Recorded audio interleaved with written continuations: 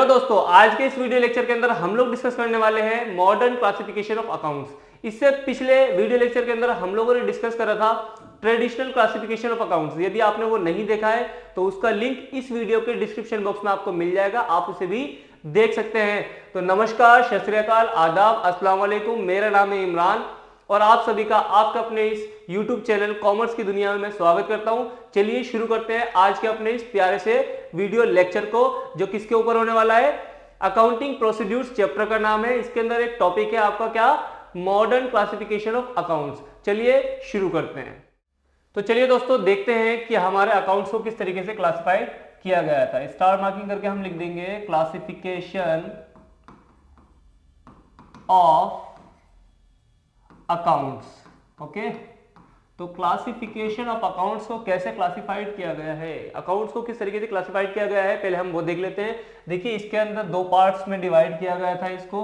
जो पहला हमारा था वो था ट्रेडिशनल क्लासिफिकेशन। ठीक है, क्या था, ट्रेडिशनल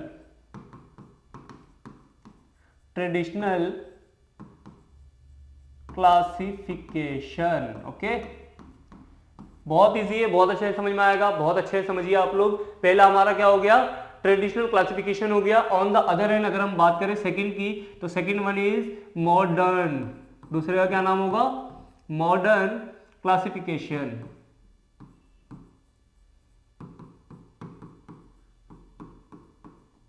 दूसरा हमारा हो जाता है मॉडर्न क्लासिफिकेशन।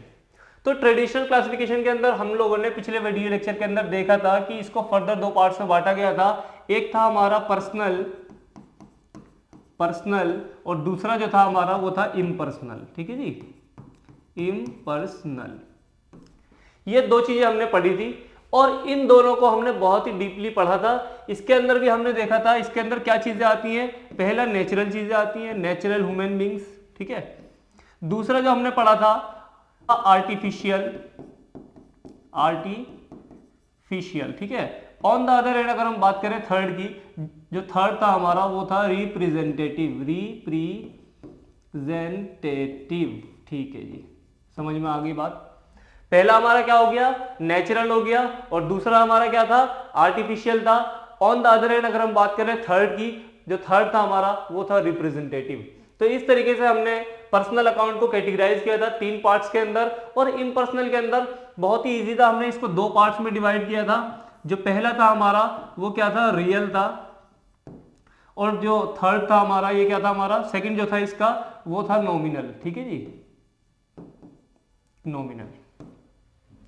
तो पर्सनल के अंदर हमने देखा कि नेचुरल, आर्टिफिशियल और रिप्रेजेंटेटिव, ये तीन चीजें आती हैं, और इम्पर्सनल के अंदर हमने देखा था एक रियल और एक नॉमिनल।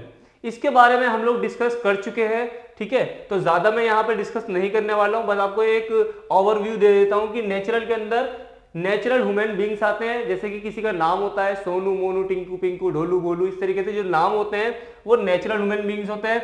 और आर्टिफिशियल का मतलब ये होता है कि जो इंसानों ने जो चीजें बनाई हैं, यानी कि जो कंपनियां हैं, जो संस्थाएं हैं, ठीक है, जो कमेटियां हैं, क्लब्स हैं, तो इन सभी के नाम जो होते हैं ये होते हैं आर्टिफिशियल। ठीक है, जैसे कि टाटा कंपनी क्या है, एक आर्टिफिशियल है। दूसरा क्या है, रिलायंस है, बाटा है, और भी कोई भी कंपनी आप ले सकते हो। तो जितनी भी कंपनीज होती हैं, जियो है, ये सारी क्या है, आर्टिफिशियल होंगी। क्यों, क्योंकि इसको बनाया गया है, ये नेचुरल नहीं है। नेचुरल तो हम लोग हैं, इंसान है। ठीक है, लेकिन आर्टिफिशियल का मतलब क्या होता है, बनावटी, कृत्रिम। ठीक है, तो ये हमारा आर्टिफिशियल हो जाएगा। और जो थर्ड है हमारा वो रिप्रेजेंटेटिव है। रिप्रेजेंटेटिव के अंदर हमने क्या डिस्कस करा था कि ऐसे वर्ड जो किसी एक्टिविटी को क्या करते हो, दर्शाते हो। जैसे कि इसके अंदर कैपिटल आता है, और आउटस्टैंडिंग सैलरी आएगा, प्रीपेड सैलरी आएगा, प्रीपेड रेंट आएगा, आउटस्टैंडिंग रेंट आएगा, इस तरीके की ड्रॉइंग आएगी। इस तरीके के जो वर्ड्स होते हैं ये रिप्रेजेंटेटिव वर्ड होते हैं, क्योंकि ये किसी न किसी एक्टिविटी को रिप्रेजेंट करते हैं। इम्पर्सनल के अंदर हमने क्या देखा था, इम्पर्सनल के अंदर हमने दो चीजें देखी थी, एक रियल और एक नॉमिनल। तो रियल क्या चीज होती है, रियल के अंदर दो चीजें आती हैं, पहला टेंजिबल और दूसरा इंटेंजिबल। टेंजिबल किसे कहेंगे हम, टेंजिबल उन एसेट्स को बोला जाता है जिनको हम देख सकते हैं और छू सकते हैं, जिनका एक फिजिकल एग्जिस्टेंस होता है। जैसे मशीनरी है, प्लांट है, ठीक है, फर्नीचर एंड फिक्सचर है, स्टॉक्स है, ये सारी चीजें हम देख सकते हैं, छू सकते हैं, तो इसीलिए ये टेंजिबल होगा। और रियल के अंदर दूसरी चीज क्या आती है, वो आती है इंटेंजिबल, जिसको हम ना तो देख सकते हैं और ना ही छू सकते हैं, जैसे गुडविल है, पेटेंट है, कॉपीराइट है, ट्रेडमार्क है, टेक्निकल नो हाउ, इस तरीके से के जो वर्ड्स होते हैं ये आते हैं इंटेंजिबल के अंदर और रियल के अंदर। तो रियल के अंदर हमने क्या समझा, एक टेंजिबल और एक इंटेंजिबल। टेंजिबल वो जिसको देख सकते हैं और छू सकते हैं, और इंटेंजिबल वो जिसको हम ना तो देख सकते हैं ना ही छू सकते हैं, ठीक है। तीसरा हमारा क्या था, नॉमिनल। नॉमिनल क्या होता है जी, नॉमिनल का मतलब होता है कि इसके अंदर सारे एक्सपेंस और लॉसेज आने और इसके साथ साथ इनकम और गेन्स, ये चारों चीजें नॉमिनल के अंदर आती हैं, जिसको हम डिस्कस कर चुके हैं पिछले वीडियो लेक्चर के अंदर। अभी मैंने आपको ओरली सिर्फ समझाया है, क्योंकि हमारा आज का टॉपिक ये नहीं है। हमारा आज का टॉपिक जो है वो क्या है, मॉडर्न क्लासिफिकेशन ऑफ अकाउंट से एक ओवरव्यू मैंने आपको दे दिया है, यदि आपने वो वीडियो नहीं देखी थी तो चलिए अब बात करते हैं कि मॉडर्न क्लासिफिकेशन ऑफ अकाउंट्स किसे कहा जाता है। तो मॉडर्न क्लासिफिकेशन के अंदर हम देखेंगे इसको 5 पार्ट्स में डिवाइड किया गया है। कितने पार्ट्स में, 5 पार्ट्स में। तो टेंशन लेने की बात नहीं है, आपको डीपली समझाऊंगा भी, इसके साथ साथ कुछ शॉर्टकट कीज भी दूंगा जिससे आप इसको रिलेट कर सकोगे, अच्छे से सॉल्व कर सकोगे अपने प्रैक्टिकल क्वेश्चंस को, ठीक है। तो चलिए देखते हैं मॉडर्न क्लासिफिकेशन ऑफ अकाउंट। सबसे पहले इसको कैटेगराइज किया गया है एसेट अकाउंट के अंदर, यानी कि इसके अंदर क्या शामिल होने वाला है, एक आपका एसेट अकाउंट होने वाला है, दूसरा लायबिलिटी अकाउंट होने वाला है, इसका जो थर्ड पोर्शन है वो है आपका कैपिटल अकाउंट्स, चौथा जो है वो है रेवेन्यू अकाउंट्स, और पांचवा जो है वो क्या है, एक्सपेंस अकाउंट।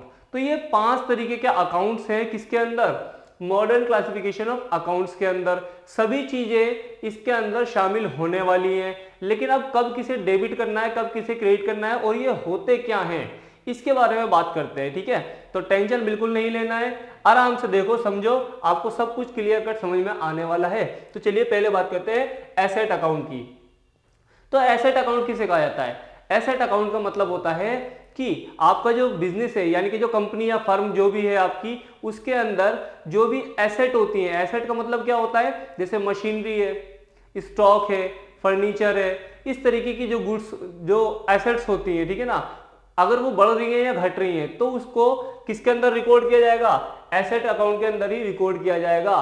कोई मशीनरी बढ़ रही है या घट रही है, ठीक है, तो उसको कहाँ काउंट किया जाएगा, एसेट अकाउंट के हेड के अंदर वो शामिल होने वाला है। अगर हम सेकंड की बात करें लायबिलिटी की, तो हमारी जितनी भी लायबिलिटीज होती हैं, यानी कि जो दायित्व होते हैं, वो सारे किसके अंदर आने वाले हैं, लायबिलिटी अकाउंट के अंदर आने वाले हैं। हमने किसी से लोन लिया है, ठीक है, या किसी से माल उधार ले लिया है, तो ये सब क्या होती है, लायबिलिटी होती है। तो जितनी भी लायबिलिटीज होती है वो लायबिलिटीज अकाउंट के अंदर आने वाली है। कैपिटल अकाउंट की बात करी जाए तो कैपिटल अकाउंट के अंदर वो मदें आने वाली है जो ऑनर बिजनेस के अंदर पैसा लगाता है, यानी कि स्टार्टिंग पॉइंट जो सबसे पहली एंट्री होती है वो यही होती है कि कोई भी XYZ अपने फर्म के अंदर क्या कर रहा है, कैश इंट्रोड्यूस कर रहा है या कोई एसेट वगैरह लेकर के आया है। तो एसेट लेकर के आया है तो कैपिटल के हेड में चला जाएगा, अगर कैश वगैरह लेकर के आया है तो वो कैपिटल के हेड के अंदर आने वाला है। रेवेन्यू अकाउंट क्या होता है, रेवेन्यू का मतलब होता है आगम। आगम का मतलब जो भी आपकी कमाई हो रही है, इनकम हो रही है, वो सारी किसके अंदर आने वाली है, रेवेन्यू के अंदर आने वाली है।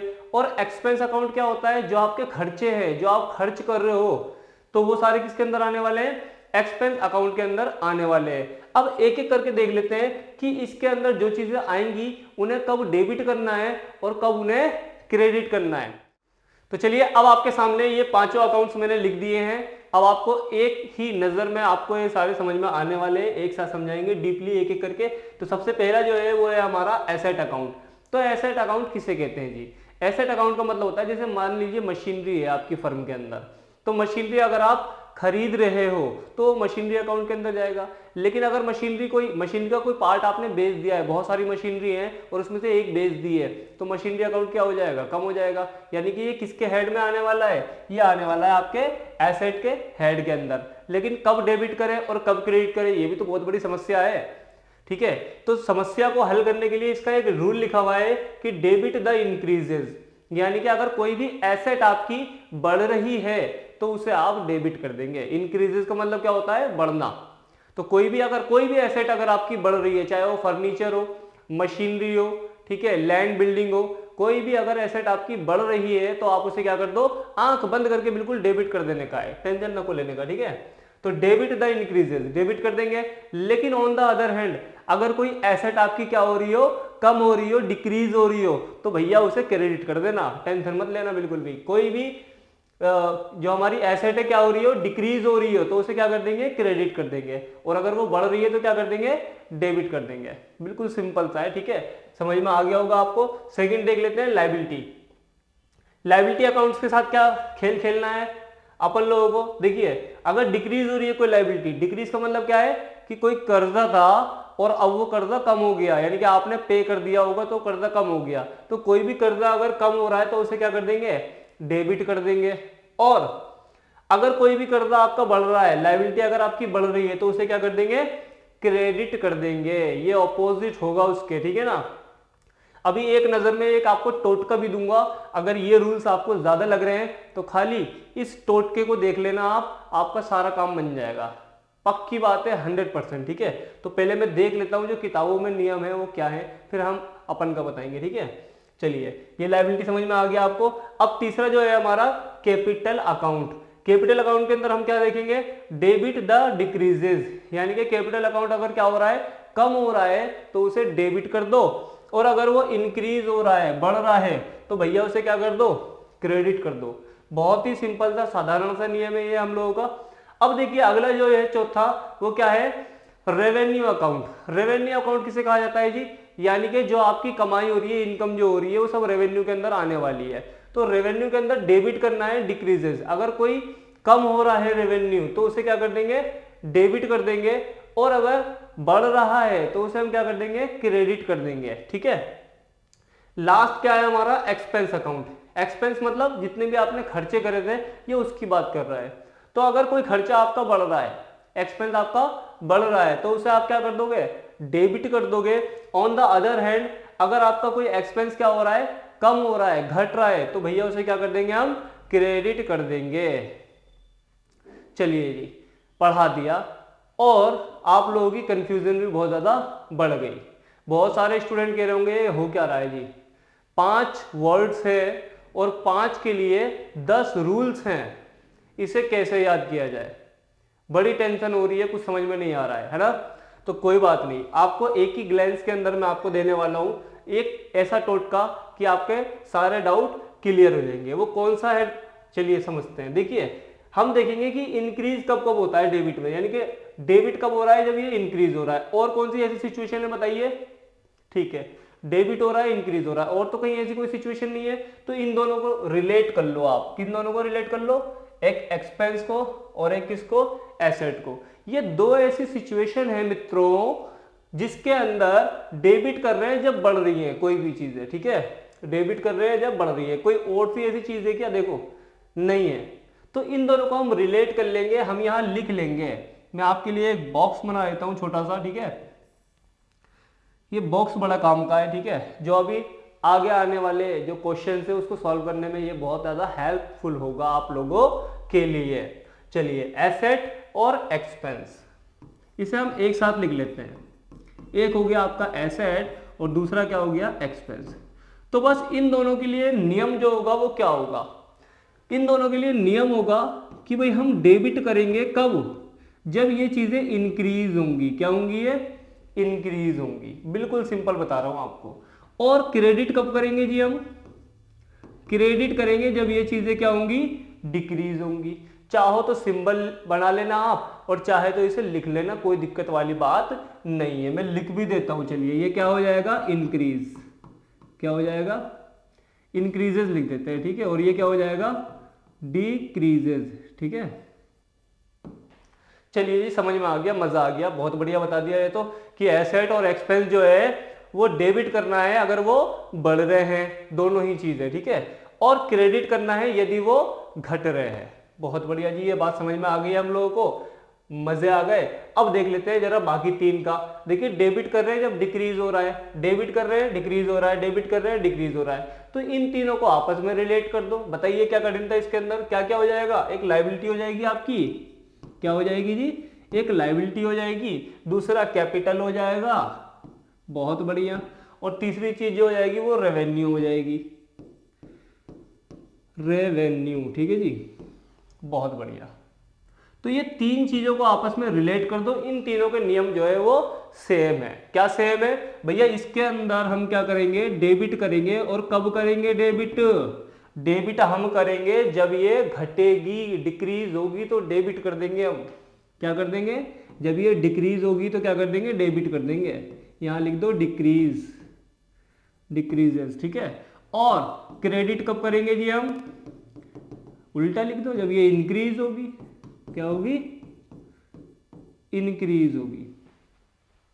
चलिए, एट अ वन ग्लैंस हमने आपको बता दिया एक नजर में कि कब नियम कौन सा लगने वाला है, किस पर लगने वाला है। आपको ये पांचों चीजें याद करने की जरूरत नहीं है, भूल जाओ, सब झूठ है, ठीक है। बस क्या सच है? ये सच है जो आपके लिए 5 शब्द लिखे हैं और 2 नियम लिखे हैं। अब बताइए ये 5 के 10 जो नियम हैं, ये ज्यादा इजी है याद करना, या फिर ये मैंने आपको एक साथ जो बता दिया ये ज्यादा इजी है? कमेंट करके जरूर बताना कि ये हेल्पफुल रहा आपके लिए या नहीं रहा। तब तक के लिए हम बात को थोड़ा आगे बढ़ाते हैं। हमने देख लिया एसेट और एक्सपेंस अगर बढ़ेंगे तो डेबिट करना है और घटेंगे तो क्रेडिट करना है। और लायबिलिटी, कैपिटल और रेवेन्यू जो होता है अपन लोगों का, उसे डेबिट करेंगे अगर वो घट रहा है, और अगर वो बढ़ रहा है तो इसे क्या करेंगे? अगर वो बढ़ रहा है तो क्रेडिट करेंगे। ठीक है जी, समझ में आ गई बात। अब इसके अंदर एक बात मैं आपको और बता दूं, आपको ऐसा लग रहा होगा यार उल्टा क्यों हो रहा है, समझ में नहीं आ रहा। उल्टा मतलब यानी कि ये एक्सपेंस है तो खर्चा है, अगर ये हमारा कम हो रहा है तो हम इसे क्रेडिट क्यों कर रहे हैं, और यहाँ पे हमारी लायबिलिटी अगर बढ़ रही है तो हम इसे क्रेडिट कर रहे हैं। कुछ उल्टा पुल्टा सा लग रहा है। तो उल्टा पुल्टा इसलिए लग रहा है क्योंकि यहाँ पे एक नियम होता है बिजनेस का, वो नियम है बिजनेस एंटिटी कॉन्सेप्ट। शायद आपने नाम सुना हो, आपके थ्योरिकल जो चैप्टर्स हैं उसके अंदर इसके बारे में डिस्कस किया गया है। क्या? Business entity concept. ये क्या होता है थोड़ा सा मैं आपको समझा देता हूं। बिजनेस एंटिटी कॉन्सेप्ट क्या होता है? तो बिजनेस एंटिटी कॉन्सेप्ट का मतलब होता है कि सपोज दैट ये आपका बिजनेस है, ठीक है जी, ये क्या है? आपका बिजनेस है, और ये क्या है? आपका ऑनर है। ऑनर को मैंने बाहर क्यों खड़ा करा पता है? ऑनर को मैंने बाहर इसलिए खड़ा करा क्योंकि यही तो हमारा नियम है। बिजनेस एंटिटी कॉन्सेप्ट का मतलब क्या है कि जो ऑनर होता है वो अलग होता है और जो बिजनेस होता है वो अलग होता है। हम जितनी भी अकाउंटिंग करेंगे वो ऑनर के पॉइंट ऑफ व्यू से नहीं करेंगे बल्कि बिजनेस के पॉइंट ऑफ व्यू से करते हैं। जब भी ऑनर बिजनेस के अंदर क्या लगाता है? पैसा लगाता है, उसे हम क्या बोलते हैं कि भाई उसने कैपिटल इंट्रोड्यूस करा है। क्या करा है? कैपिटल इंट्रोड्यूस करा है। और जब भी बिजनेस पूरे साल मतलब पैसा कमाएगा, जो भी पैसा इसने लगाया था, मान लीजिए 5 लाख रुपए लगाए, कितने लगाए? 5 लाख रुपए। अब पूरे साल बिजनेस ने क्या करा? बिजनेस करा बहुत बढ़िया करके, और 5 लाख से इन्होंने 50,000 रुपए का क्या कर लिया? एक प्रॉफिट अर्न कर लिया। तो साल के अंत में ये किसके पास जाएगा? मालिक के पास जाएगा। प्रॉफिट किसके पास जाएगा? मालिक के पास जाएगा, क्योंकि पैसा तो बिजनेस में किसने लगाया था? मालिक ने लगाया था। तो जो भी फायदा होगा वो किसके पास जाएगा? मालिक के पास जाएगा। लेकिन अनफॉर्चुनेटली अगर यहाँ लॉस हो जाता है तो लॉस भी कौन बियर करेगा? मालिक ही बियर करेगा जी। लॉस का पैसा भी कौन देगा? मालिक देगा। बिजनेस कहेगा भाई आपने मुझे पैसा दिया था, ठीक है, मैंने बिजनेस चलाया, अगर प्रॉफिट हुआ तो आप ले रहे हो, लेकिन लॉस होगा तब भी तो आप ही दोगे, ठीक है। तो इस तरीके से जब हम बिजनेस के पॉइंट ऑफ व्यू से कोई भी अकाउंटिंग करते हैं, ठीक है, तो ये वाला नियम लागू होता है, ठीक है। कैसे होता है? यानी कि बिजनेस के अंदर कोई भी एसेट अगर बढ़ जाएगी तो बिजनेस क्या कर देगा? उसे डेबिट कर देगा। कोई एक्सपेंस या खर्चा हो रहा है तो वहां भी उसे एक्सपेंस या खर्चा बढ़ रहा है तो उसे क्या कर देगा? क्रेडिट कर देगा। अभी जब हम 1-2 क्वेश्चन करेंगे और इस चीज को अप्लाई करेंगे तो आप देखना बिल्कुल सटीक बैठने वाली है एंट्रियां हमारी, कोई भी दिक्कत नहीं होने वाली, कोई परेशानी नहीं होने वाली। चलिए डिस्कस करते हैं एक छोटे से एग्जाम्पल के साथ। तो चलिए दोस्तों अब शुरू करते हैं अपना एक क्वेश्चन लेकर के, ताकि आप लोगों को प्रैक्टिकली ज्यादा अच्छा समझा सकूं मैं कि कब किसे डेबिट करना है और कब किसे क्रेडिट करना है, क्योंकि आपका सेटिस्फेक्शन तो बहुत जरूरी है। यदि आपको समझ आएगा तभी तो आप कंटिन्यू करोगे। तो चलिए मैं कोशिश करता हूं एक और तरीके से कि आपको मैं अच्छे से बेहतर तरीके से समझा सकूं। On which side will the increase in the following accounts be recorded? ठीक है, इसके अंदर कुछ वर्ड्स दिए गए हैं आप लोगों को, अब आपको देखने हैं कि उन 5 अकाउंट में से ये किस अकाउंट में जाने वाला है और कब किसे डेबिट करेंगे और क्रेडिट करेंगे अगर ये बढ़ रहे हैं तो। Also state the nature of account, और इसके साथ साथ हमें इसके नेचर को भी बताना है कि ये किस नेचर के हैं। तो पहला जो वर्ड है दोस्तों वो है आपका फर्नीचर अकाउंट। तो फर्नीचर क्या है, पहले इसका नेचर देखो भाई। फर्नीचर जो है एक एसेट है, पक्की बात है, ठीक है जी। और एसेट के अंदर भी मैं आपको बताऊं कि ये रियल कैटेगरी के अंदर टेंजिबल होने वाला है। टेंजिबल क्यों होने वाला है, क्योंकि फर्नीचर को हम देख भी सकते हैं, छू भी सकते हैं, ठीक है जी, बहुत अच्छी बात है, समझ में आ गया। अब ये हमारी एक एसेट है और ये बढ़ रही है, तो एसेट के बढ़ने को क्या करते हैं जी हम, डेबिट या क्रेडिट। आप देखो सिंबल देखो, अगर ये बढ़ रही है तो डेबिट करेंगे और ये घट रही है तो क्रेडिट करेंगे। तो इस जगह पे एसेट जो फर्नीचर है आपकी वो क्या हो रही है, बढ़ रही है। तो बढ़ रही है तो क्या कर देंगे भाई साहब, इसे कर देंगे डेबिट। तो फर्नीचर जो है ये क्या हो जाएगा आपका, डेबिट हो जाएगा। और ये एक एसेट होता है, ठीक है, और ये रियल होता है। तो मैंने भी अभी आपको यही बताया था कि फर्नीचर जो है वो एक रियल एसेट है जिसको हम छू सकते हैं, देख सकते हैं, ये टेंजिबल होता है और ये बढ़ रहा है तो क्या कर देंगे, डेबिट कर देंगे। अब देखते हैं अपना अगला वर्ड मोहन, जो कि क्या है, एक प्रोप्राइटर है। प्रोप्राइटर का मतलब होता है ऑनर। क्या होता है, ऑनर। नहीं पता था तो लिख लेना, ऑनर को क्या बोलते हैं, प्रोप्राइटर बोलते हैं। तो ठीक है जी, ऑनर जो है प्रोप्राइटर है। अब प्रोप्राइटर तो बढ़ेगा नहीं, यानी कि इसने क्या करा होगा, अपने फर्म के अंदर पैसा लगाया होगा। ये एक हिंट है, ठीक है। तो बिजनेस के अंदर जब पैसा लगाएगा उसे कैपिटल बोलते हैं, और कैपिटल बढ़ रही है तो कैपिटल जो है हमारी अगर बढ़ रही है तो उसे क्या करेंगे जी, हम उसे करेंगे क्रेडिट, ठीक है। कैपिटल के बढ़ने को क्या करते हैं हम, क्रेडिट करते हैं। चलिए देखिए, मोहन को क्या कर रखा है, क्रेडिट कर रखा है, क्योंकि ये कैपिटल इंट्रोड्यूस कर रहा होगा और ये पर्सनल अकाउंट के अंदर आने वाला है। ये मैंने आप लोगों से पहले भी डिस्कस कर रहा था, ठीक है ना, पर्सनल, रियल, नॉमिनल, और वो भी कैपिटल है तो ये रिप्रेजेंटेटिव वर्ड के अंदर आने वाला है, ठीक है जी। तो ये कंप्लीट हो जाता है। अब देख लेते हैं अपना सैलरी अकाउंट। दोस्तों एक बात बताइए, जब मैं अपने फर्म के अंदर किसी को सैलरी दूंगा तो बताइए ये मेरा एक एक्सपेंस है कि नहीं है, मेरा खर्चा है, मैं इसे खर्चा एज अ एक्सपेंस ट्रीट करने वाला हूँ। मैं जब सैलरी दूंगा लोगों को, अपने एम्प्लॉयज को, तो ये एक एक्सपेंस होगा, एक खर्चा होगा। तो एक्सपेंस जो है वो क्या हो रहा है, बढ़ रहा है। तो बढ़ने को क्या बोलते हैं बताइए, ये घट रहा है तो क्रेडिट होगा, लेकिन बढ़ रहा है तो क्या करेंगे, डेबिट करेंगे। तो एक्सपेंस हमारा डेबिट होने वाला है। तो चलिए देखिए, सैलरी जो है ये डेबिट हो रही है क्योंकि ये क्या है, एक्सपेंस है, नॉमिनल नेचर के अंदर ये आता है। मैंने आपको बताया था कि ऑल एक्सपेंस एंड लॉसेस किस में आते हैं, नॉमिनल में आते हैं। ऑल इनकम एंड गेन्स वो भी नॉमिनल में आते हैं, लिख लेना याद ना हो तो, ठीक है। चलिए अगला वर्ड देख लेते हैं हमारा परचेज अकाउंट। परचेजेज अकाउंट, ठीक है। परचेजेज अकाउंट के अंदर क्या चीजें आती हैं भाई, जब मैं कोई गुड्स खरीदूंगा, माल खरीदूंगा तो उसे परचेज बोलते हैं। जब मैं खरीदूंगा तो भाई ये भी एक खर्चा नहीं है क्या, बिल्कुल खर्चा है, ठीक है। ये भी नॉमिनल नेचर का होने वाला है, ये भी एक एक्सपेंस है और इसे भी हम क्या कर देंगे, खर्चे को, ये बढ़ रहा है तो क्या कर देंगे, डेबिट कर देंगे। चलिए देखिए, एक्सपेंस परचेजेस जो है ये आपका क्या हो रहा है, डेबिट हो रहा है, क्योंकि ये क्या है, एक्सपेंस है और ये कौन सा नेचर का है, अगेन ये नॉमिनल नेचर का है। आई होप आप लोगों को समझ आ रहा होगा। अब देख लेते हैं fifth, sales account. Sales account बढ़ रहा है, ठीक है।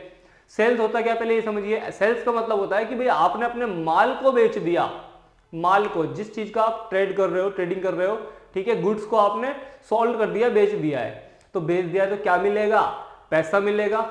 मजे आ गए आप लोगों के, पैसा मिलेगा तो वो आपकी क्या है, इनकम है, यानी कि रेवेन्यू बढ़ जाएगा उससे, ठीक है जी।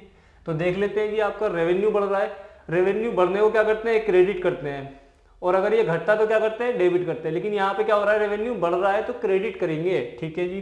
तो सेल्स जो है ये क्या हो रही है, क्रेडिट हो रही है, क्योंकि ये क्या है, रेवेन्यू है, और ये भी क्या है, नॉमिनल नेचर के अंदर है। फायदा है तो नॉमिनल नेचर के अंदर ही आने वाला है, ठीक है जी, बहुत अच्छी बात है। अब अगला क्या है हमारा, इंटरेस्ट पेड। इंटरेस्ट पेड लिखा है यहाँ पे, पेड मतलब हम किसी को दे रहे हैं, तो दे रहे हैं तो ये भी क्या है, आपका खर्चा है, एक्सपेंस है। तो बहुत इजी है, एक्सपेंस है, बढ़ रहा है तो क्या हो जाएगा, डेबिट हो जाएगा, ठीक है। इंटरेस्ट पेड क्या हो जाएगा, डेबिट कर रखा है, क्योंकि ये भी क्या है, एक्सपेंस है, और ये अगेन नॉमिनल नेचर का होने वाला है, क्योंकि यहाँ पे हम पे कर रहे हैं, पेड कर रहे हैं, ये एक एक्सपेंस है, खर्चा है, तो नॉमिनल नेचर के अंदर तो आएगा ही है, ठीक है। अब देख लेते हैं सोहन। सोहन क्या है, क्रेडिटर है। ओहो, क्या है, क्रेडिटर है। तो क्रेडिटर है तो क्या हुआ, यानी कि हमें इन फ्यूचर इसको पैसा देना था। ठीक है, क्रेडिटर हमारी क्या होती है, लायबिलिटी होती है। लायबिलिटी के हेड के अंदर आते हैं क्रेडिटर्स। लोन लो, वो भी क्या होगा, एक लायबिलिटी के हेड के अंदर आने वाला है। लेकिन यहाँ पे क्या है, क्रेडिटर है तो ये लायबिलिटी के अंदर आने वाला है, और लायबिलिटी हमारी बढ़ती है तो इसे क्या करते हैं हम, क्रेडिट करते हैं। चलिए बहुत बढ़िया बात है। सोहन क्या हो जाएगा हमारा, क्रेडिट हो जाएगा। ये एक लायबिलिटी है और ये क्या होगा, पर्सनल नेचर का होगा। पर्सनल नेचर का क्यों होगा, क्योंकि मैंने आपको बताया क्रेडिटर क्या है, एक रिप्रेजेंटेटिव वर्ड है। क्रेडिटर क्या है, एक रिप्रेजेंटेटिव वर्ड है। लेकिन अगर खाली नाम लिखा हुआ होता तो हम क्या बोलते हैं कि भाई ये नेचुरल पर्सन है, लेकिन होता तो वो पर्सनल अकाउंट के अंदर ही। ठीक है, अब अगला हमारा क्या है, राम। राम एक डेटर है, डेटर। डेबटर मत पढ़ना, इसे बी साइलेंट होता है, इसे पढ़ते हैं डेटर। तो राम क्या है, एक डेटर है। डेटर का मतलब इन फ्यूचर वो व्यक्ति मुझे पैसा देने वाला है, तो मुझे पैसा देने वाला है यानी कि मेरी एक एसेट बढ़ जाएगी। जो डेटर्स होते हैं वो एसेट होती है। ठीक है जी, तो एसेट के बढ़ने को हम क्या करते हैं, देख लेते हैं जरा। एसेट के बढ़ने को हम करते हैं डेबिट, तो अगेन ये क्या हो जाएगा, डेबिट हो जाएगा। ठीक है, राम क्या है, डेटर है, क्या हो जाएगा, डेबिट हो जाएगा, क्योंकि आपकी एक एसेट बढ़ जाएगी। और ये कैसे नेचर का होगा, ये भी पर्सनल नेचर का होने वाला है। आई होप आप लोगों को बहुत अच्छे से समझ में आया होगा कि मॉडर्न क्लासिफिकेशन ऑफ अकाउंट्स क्या होता है, इसके अंदर कितनी कैटेगरीज होती हैं, कब किसे डेबिट करना है और कब किसे क्रेडिट करना है। इस तरह की सारी बातें हम लोगों ने आज कर ली है। और भी प्रैक्टिकल क्वेश्चंस हैं जो आपको मेरे बाकी की वीडियो लेक्चर्स के अंदर मिल जाएंगे। यदि आपका कोई भी डाउट या कोई भी कंफ्यूजन है तो आप टिप्पणियां करते रहिए, कमेंट करते रहिए, आपको आपके सवालों का जवाब जरूर दिया जाएगा। तो आज के इस वीडियो लेक्चर को हम यहीं समाप्त करते हैं। Thank you so much, have a good day.